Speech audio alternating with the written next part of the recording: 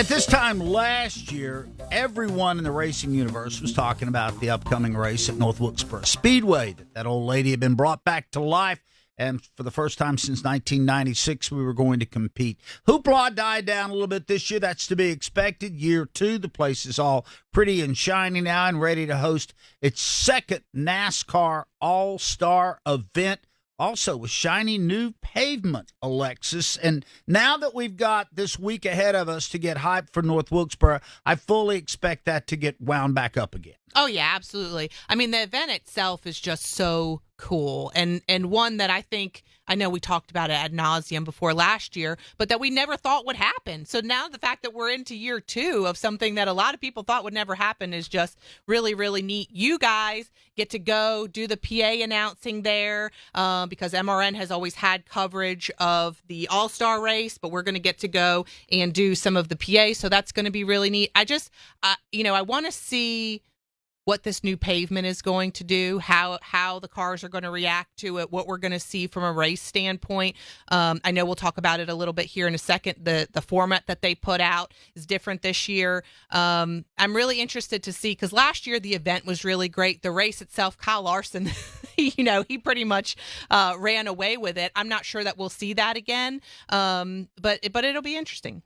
So, interesting on new pavement, interesting year two of the All-Star Race being back at North Wilkesboro. But, Brad, one of the twists in NASCAR oftentimes uses the All-Star Race as a template for change is going to be the fact that they run a couple of different types of tires.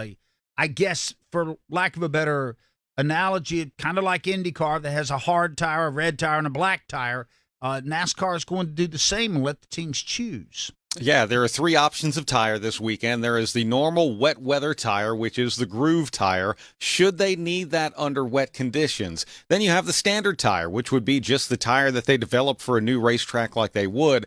But then they've combined the wet weather and the standard tire. They've taken the compound, the rubber compound, which is softer, off of the wet weather tire and made it a racing slick. That's called the option tire, and you're going to hear a lot of people going, I don't know why they call it the option, because they're making us start the All-Star Race on it, but that's what it's called. It's the option tire. So now you're going to start this All-Star Race. You don't know if you're going to have a caution at all within the first 100 laps of the event, and this is a tire that's not going to last 100 laps. People are comparing it to, say, the way Bristol Motor Speedway turned out, with the way that tire wore very quickly and forced a lot of teams to make some tough decisions on when they were going to pit and when they were not going to pit. I love the idea of seeing something like this. Could this become the future of maybe our short track package? Me personally, I would say just take the wet weather tire, grooved as it is, and change the name and just call it the tire when it comes to short tracks, because I think last year when we had that tire in the heat races, it was probably the best short track racing that we saw all season long,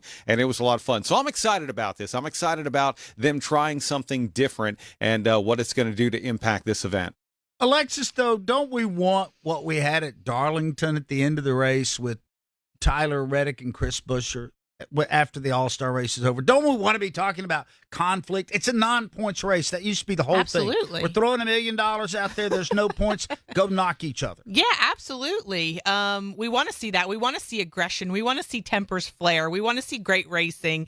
We want to see all of that. And if, what we've had so far this season is any indication, I think that's what we're headed for, especially with this tire strategy that could come into play. Because think about what we had at Bristol and how kind of chaotic it was, and if that's what they're trying to replicate, I think that could certainly come into play. And anytime you get on a short track and all that's on the line is $1 million, you can be pretty sure that somebody is going to have a problem with somebody else.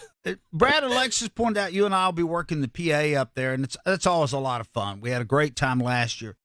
So much of last year for the All-Star Race, the star was North Wilkesboro Speedway, and the nostalgia about bringing that place back to life, and all of that was wonderful, and people celebrated that.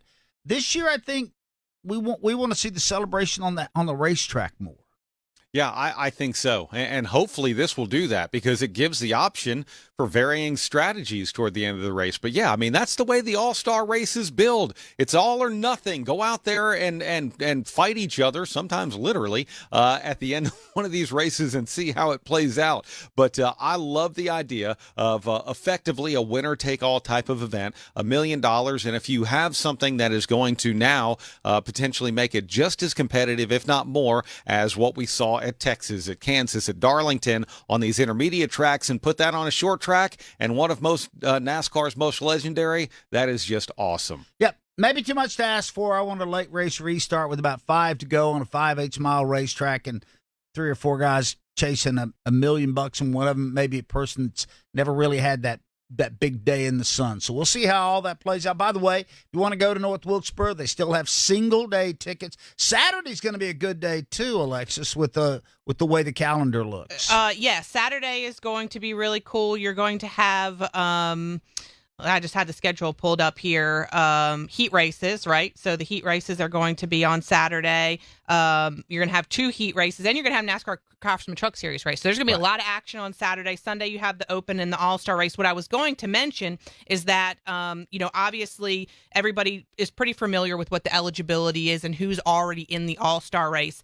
One of the things that is still open right now is the fan vote, and NASCAR a few days ago put out who's in the current top 10 for the fan vote. You have Noah Gragson, Justin Haley, Carson Hocevar, Josh Berry, Alex Bowman, Chase Briscoe, Corey LaJoie, Bubba Wallace, Eric Jones, and Ty Gibbs. I know who I think out of that group is probably going to be the one that gets the highest fan vote, but I'm curious about what you got. Who do you think is going to win the fan vote?